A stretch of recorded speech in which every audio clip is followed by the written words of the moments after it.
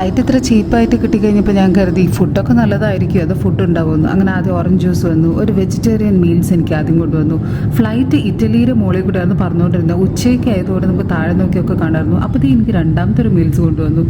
പിന്നെ ഞാൻ കാണുന്നത് ശരിക്കും യൂറോപ്പിൻ്റെ ഫുൾ ബ്യൂട്ടി കണ്ടിട്ട് പറക്കായിരുന്നു കേട്ടോ ഈ ഫ്ലൈറ്റിൻ്റെ മുകളിൽ കൂടെ. നിങ്ങൾ ആരെങ്കിലും ഉച്ചയ്ക്ക് ശരിക്കും പറഞ്ഞാൽ ആംസ്റ്റർഡാം എന്ന് പറഞ്ഞു നോക്കണം, ഭയങ്കര ബ്യൂട്ടിഫുള്ളാണ് കാണാനായിട്ട്. അങ്ങനെ എനിക്ക് മൂന്നാമത്തെ മീൽസും വന്നു, നാലാമത്തെ എനിക്ക് സ്നാക്കും അവർ കൊണ്ടുവന്നു. അപ്പോൾ ഞാനിങ്ങനെ ആലോചിച്ചു, എമിറേറ്റ്സിൽ ഒരുപാട് വെറൈറ്റീസ് ഉണ്ടായിരുന്നു, പക്ഷേ സ്റ്റിൽ അത്രയും പൈസ കൊടുത്തിട്ടാണല്ലോ നമ്മൾ അത്രയും വെറൈറ്റി ഒക്കെ കഴിച്ചിട്ട് വരുന്നത്. ഇത് ഇത്രയും ചീപ്പസ്റ്റ് ടിക്കറ്റിന് ഇങ്ങനെ കിട്ടുന്നത് നല്ലതല്ലേ.